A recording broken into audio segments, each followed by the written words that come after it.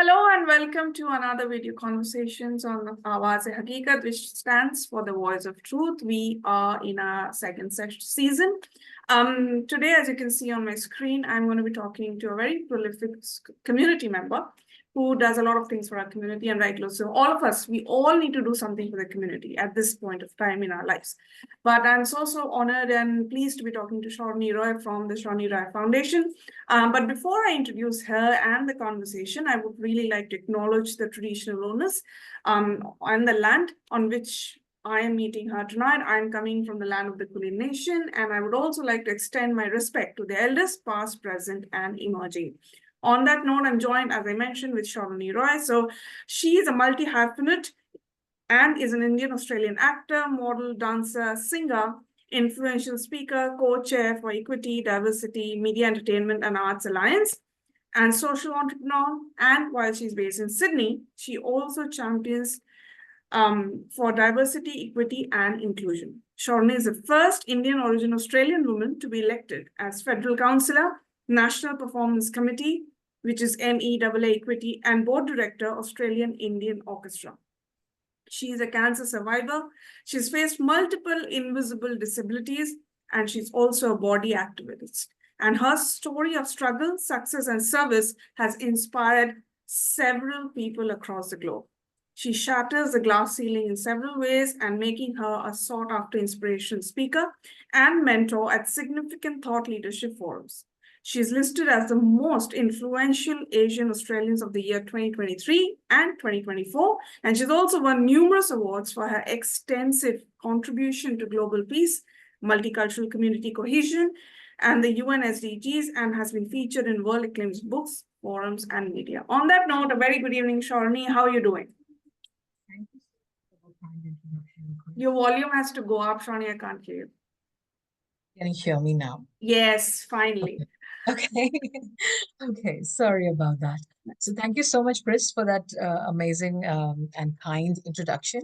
And Happy New Year to you, to your listeners. And I am really honored and privileged to be here tonight with you on your show. I think you've been doing some amazing work. I've been following you for some time now, and thank you for doing what you do. Yeah. The pleasure is all ours, Saroni, and I hope in the future we can only join hands and do some more for the community. Getting back to where we started from, the first thing I wanted to ask you, Saroni, is when was this foundation founded, and what was the original vision when you started the foundation? So I think I would say that we started during COVID. Yeah. I had already worked with quite a few peace NGOs in the past, United Nations, and several organizations, actually multicultural organizations, community organizations, whether I was in Australia or in India. Since high school or since school, even as kids, I went to a missionaries of charity schools, Cigarette Convent. So, we kind of, charity was in our DNA, philanthropy was in our DNA, community welfare was a priority for us, for my parents, for my family. All of us kind of did that. So throughout when I was doing these things, and then COVID hit us, the pandemic was here, and then I felt that I should create something of my own. Yeah. And because this is such a crisis, it was such an unprecedented crisis. And so I really wanted to do something of my own with whatever resources I have. So I started alone by myself, registered the organization back in 2020. And then our first event was supposed to be an in-person peace symposium. That's our flagship project, the Mahatma Peace Symposium. But then it was the lockdown kept getting extended. So finally, we had to do a virtual one, which became the first of its kind of a virtual peace symposium that happened in Sydney. And the upside or bright side or silver lining to that situation was that hundreds of people from 13 countries actually joined the Peace Symposium, attended the Peace Symposium. And we had prolific and luminary speakers from India, Australia, everywhere around the world. And Rotary was a part of that, was a partner for us, Rotary Club of Strathfield, where I live, where where I'm based. So yeah, it was really like attended by the High Commissioner of India to Australia, from the Consul General of India in Sydney, all the ministers, MPs, federal ministers, state ministers, everyone sort of came Amazing. to kind of address this. And the topic, I would say, was at that point that we saw was a shadow pandemic. What we saw as a shadow pandemic, United Nations declared it as a shadow pandemic, which was violence and crime against women Yes. and girls rose at an alarming rate globally. So therefore, women, peace and security, the global agenda, was the agenda that year. And we started with core principles of diversity, sustainability, and social justice to create a more inclusive, more peaceful one world to live and love. So that was the core value that I started with, the vision, and I still continue it. We are only building on it. Amazing, Shawnee. That's amazing what you've done, and what you mentioned, that the rise in violence, you can still see the numbers, how we are going with that. So that needs a huge change in, I don't know what mindset or the whole community per se, where we can truly talk about decreasing gender-based violence. But coming back to peace, Shawnee, I wanted to ask you that, we all talk about peace and peace here, peace there, peace everywhere. What is your idea of peace? And do you really think as a community, we need to have a fresh overhaul on our perspective of peace? What we often think about peace as the absence of war. Yeah. Or absence of violence. Absence of weapons, arms, ammunitions. Yes. So be it physical violence or weapons or war, basically that kind of an aggression is something that that we know of as peace. To create peace, we should just there has to be absence of violence and war. But I think creating resilient communities, creating that resilience and non-violence approach, which Mahatma Gandhi kind of taught us, non-violence and ahimsa. Yes. He's already laid those foundation milestones and those, that blueprint to create peaceful societies and communities and resilient communities and sustainable communities and practices, which creates a more peaceful world in a non-violent way. Right. Right. So he was just not, we are not just looking at it from the absence of war or violence, but we are actually creating future generations and today's generations to kind of learn what inclusivity, diversity, sustainability, and social justice means. Yeah. Decode diversity as well. I would like to decode diversity a bit here, because a lot of times what we think, because these are the core values when you work on diversity, when you work on sustainable practices, when you work on social justice, that's creating a peaceful and resilient community and more inclusive community. Now, diversity, a lot of times we think it's multiculturalism. It is. But when we decode diversity, it's also the inclusivity of people with disability, people with invisible disability, which is trauma, mental health, all of that we've been through, pain, all of that we've been through. Then body diversity. So ageism, sexism, all of these things. Yeah. All the time we think of diversity as skin color. It's not the skin color. That's not it. There's neurodivergent people or transgender people, LGBTQIA plus communities. There's so much to diversity, which creates that diversity, equity, and inclusion, which then creates peaceful and more resilient community. So there has to be a paradigm shift in terms of thinking about peace. And again, like, a lot of times we might just say that, oh, world peace is just a very Western concept. It's not a Western concept. Even at home, when you are giving equal opportunities to the women or your children, to your parents, and you're creating an equitable space, you are actually creating peaceful spaces and peaceful families. Right. So it starts from there, it starts here, it Yeah, Yes, absolutely. that Very well mentioned about resilience and equitable community, Shawnee, but often I'm sure you must have seen it as well, that when we are new migrants, right, we have a lot of unlearning to do because we bring a lot of pre-learned mindset from our home countries. And that to me often creates a barrier in creating an equitable community or creating a resilient community. How would you suggest that we unlearn what we have learned to embrace new phenomena, new ideologies that can help that equity grow?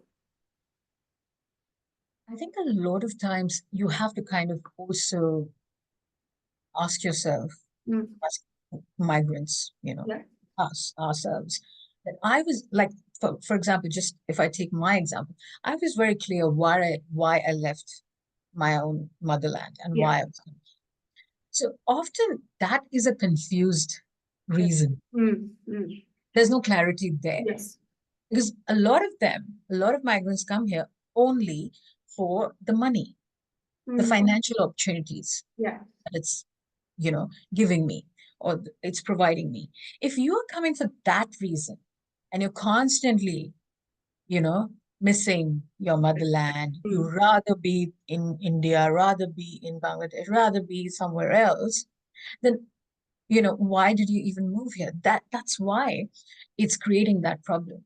I think the reason why you migrated was not clear. The Yes. decision you made was based on something that is so frugal or fragile, for that matter. Right. Because financial opportunities, for all you know, you may not, if you thought about it somehow, maybe you could have done it in your motherland as well.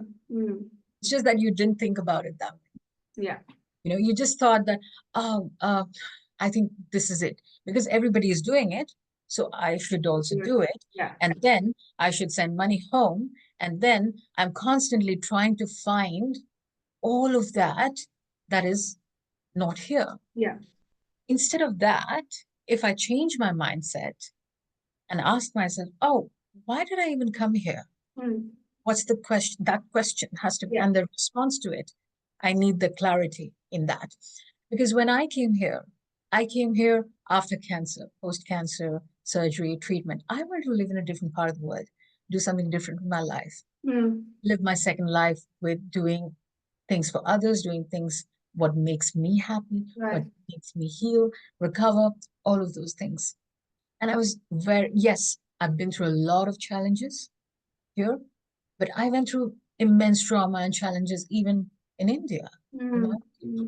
So if you're scared of challenges and you came here that, oh, the challenges would be less here, unless you're from okay, now a difference could be that you're from a war-torn country. Yeah. Came here for refuge and asylum. Yeah.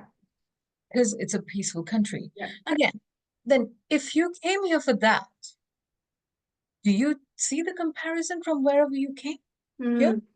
And are you still grumbling?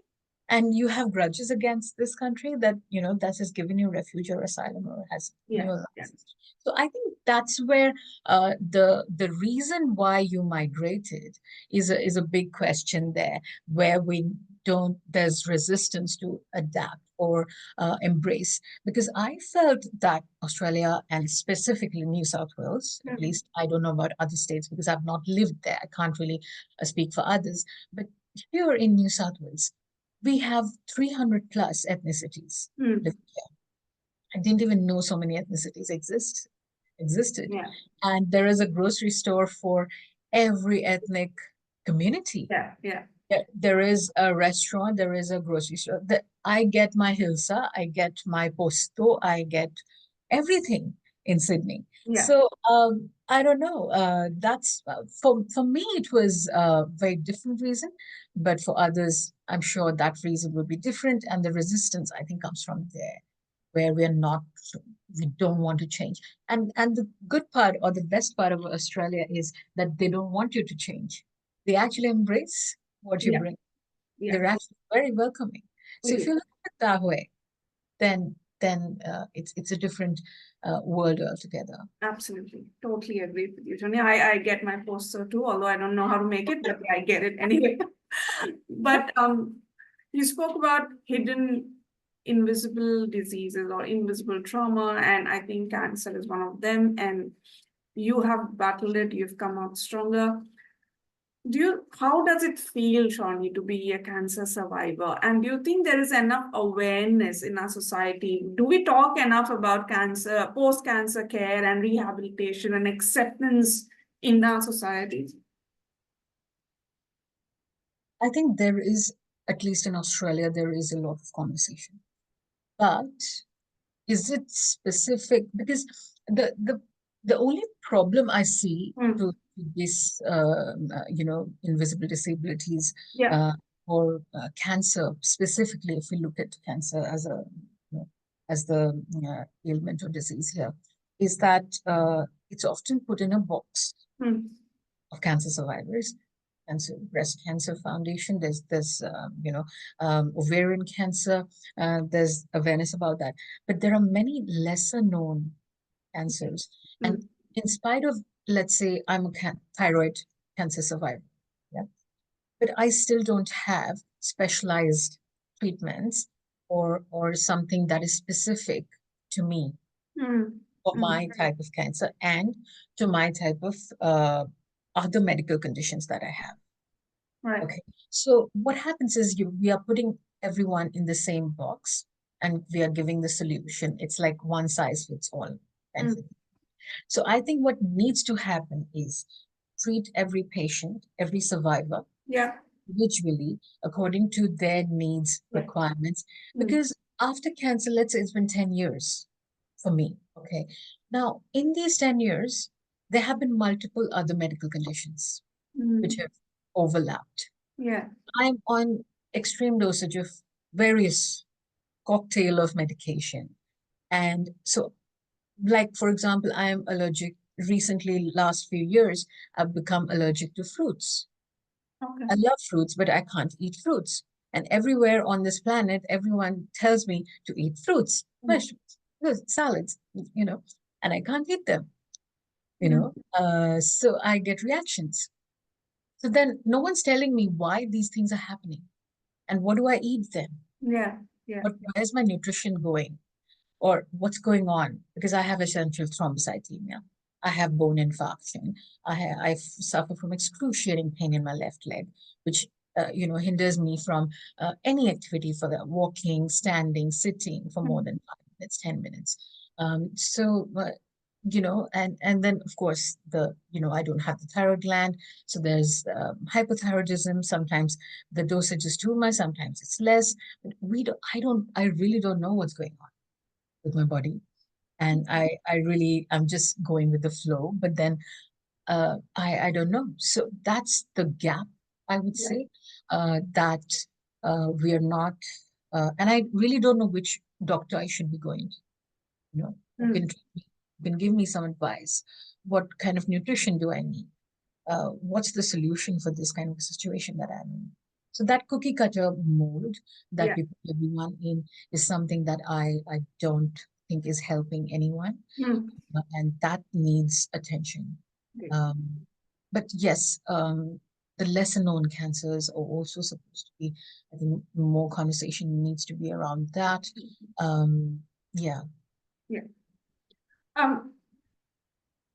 I also wanted to ask Shawnee, how is the awareness and the acceptance specifically in the South Asian community? Like when you go to a community and conversation occurs over lunch or dinner, for example, and you happen to just casually say that, my journey has been blah, blah, blah, and blah.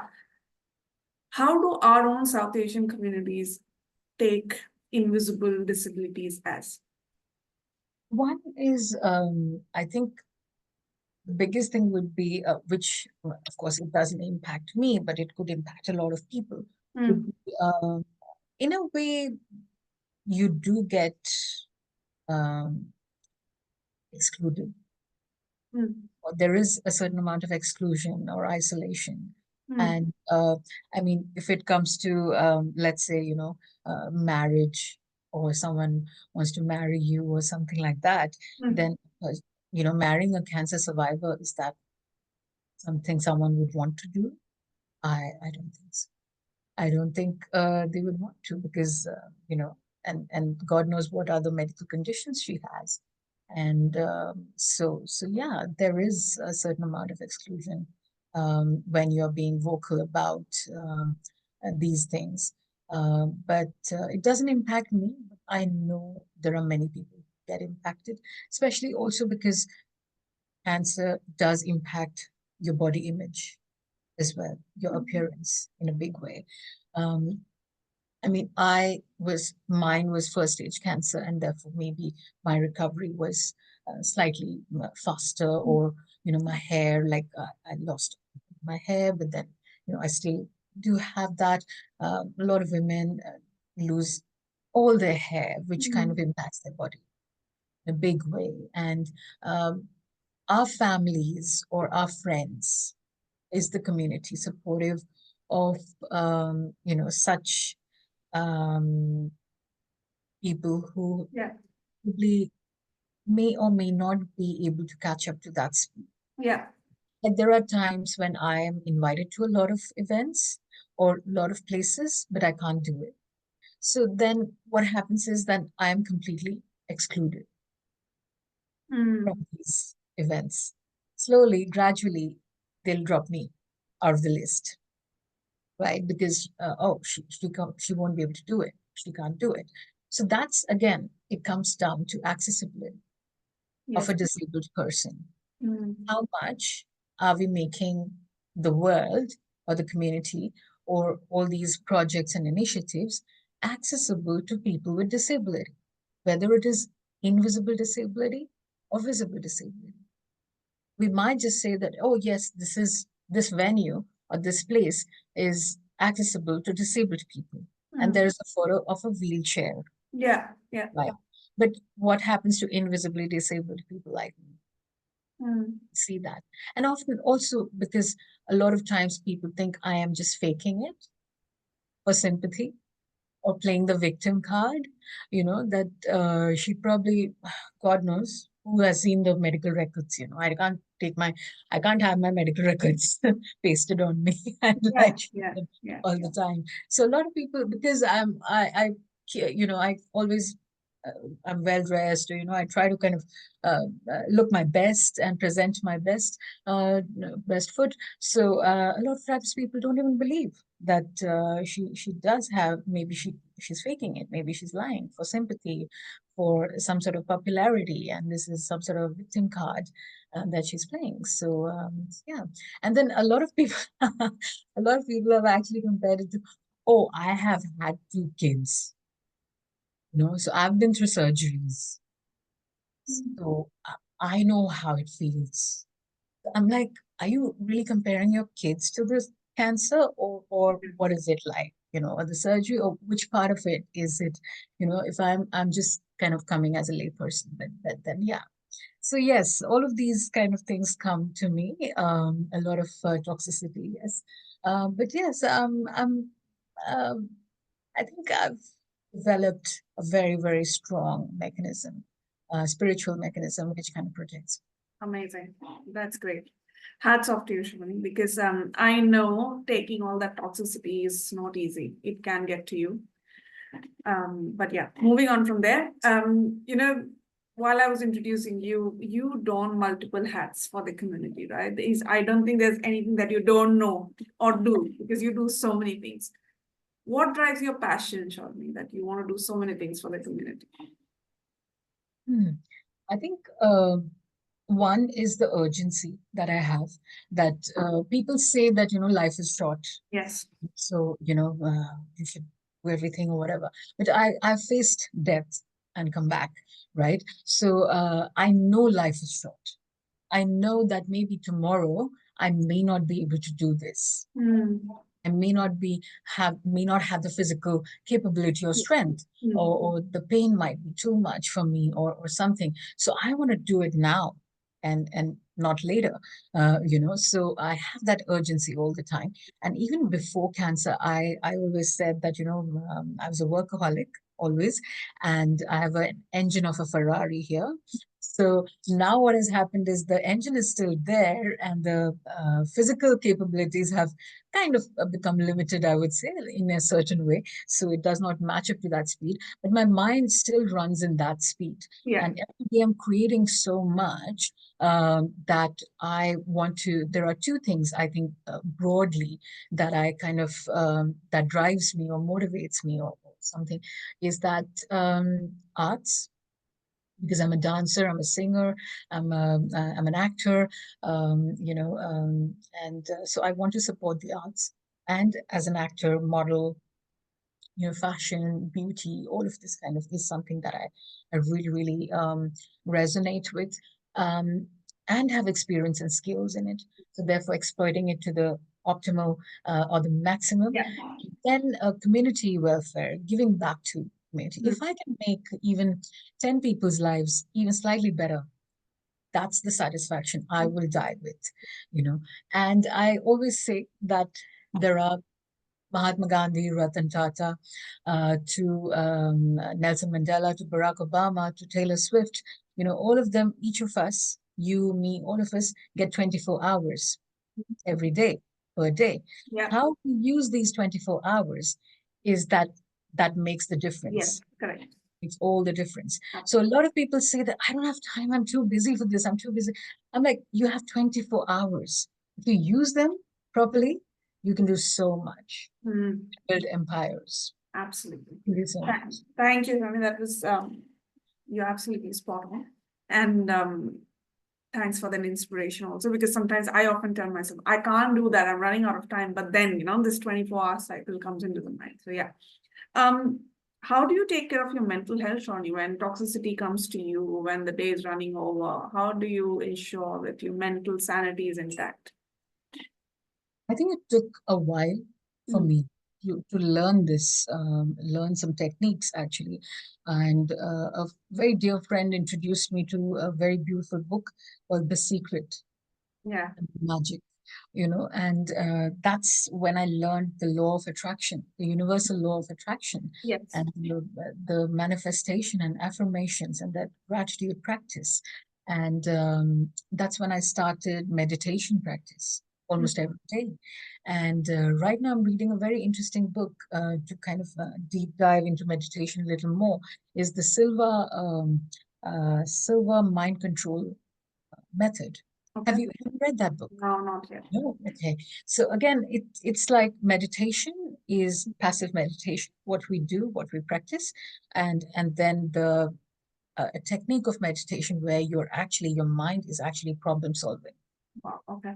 In the alpha state. Okay, so it's very interesting for me. So this is my mechanism, how it has been. So in plain English or in plain simple language, I would say what I started doing was practicing gratitude. Right. The biggest thing. So first thing in the morning, what am I grateful for? At least top 3, top 5 things. Abundance consciousness is something that I kind of learned, induced myself. The fact that whatever we desire is possible. Yeah. And we can have that. And nothing around me can change that. Yes. And that's the spiritual growth, I think. When I talk about health, I think it's 4 things. I think one is the financial health, one is the mental health, the physical health, and the spiritual health. So I think I addressed my spiritual health and the mental health first, and then the physical health and the financial health kind of come through. But yeah, I think I keep focusing more on myself inwards and that spiritual part and that whole universal law of attraction more than any toxicity that comes to me. That makes sense. Yeah, like I'll tell you something that something very cute that my mother tells me, that whenever I do a post or when I did my first feature film or modeling assignment or something, she'd be like, no, don't post it, nazar lag jaye. Nazar and all, right? Evil eye or yeah. So I said, Mummy, if Shah Rukh Khan, Katrina Kaif, all of them thought about nazar, they would be sitting at home not doing anything and posting. Social media or doing anything. So that's the thing, that when you see these successful people, and you kind of think to yourself that I think we were limiting ourselves in a big way in terms of achieving all those dreams and goals, because we never learned that the universal law manifested. Thank you, Saroni. All right. Two questions clubbed into one. The first is, what would be your message to our listeners? And if someone were to try to look you up or try to look Saroni Foundation up, where can they find you on social media? So I am everywhere on social media. So I'm on Facebook as Saroni Roy, Saroni Roy actor and model, and Saroni Roy Foundation, the whole name. And then on Instagram, we have Saroni Roy Foundation page. We have Saro Roy, which is SAROROY, which is myself on Instagram. And then LinkedIn, we also have Saroni Roy Foundation and myself on the page. And yeah, I think that's social media where you can contact me. And of course, my email through the contact form on website is there, or on my Instagram. And what my message to your listeners? Okay, so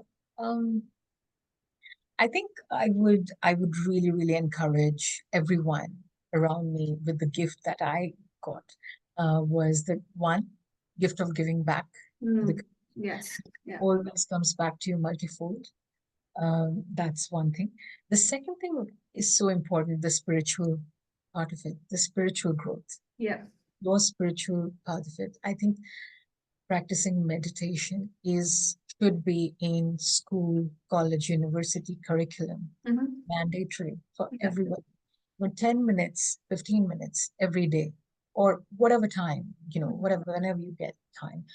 That's something so beneficial to your mental health, your physical health, your financial health, all of that. And the fact that it will make you believe that, and it will make you so strong that nothing toxic or none of this is going to impact you, is the belief that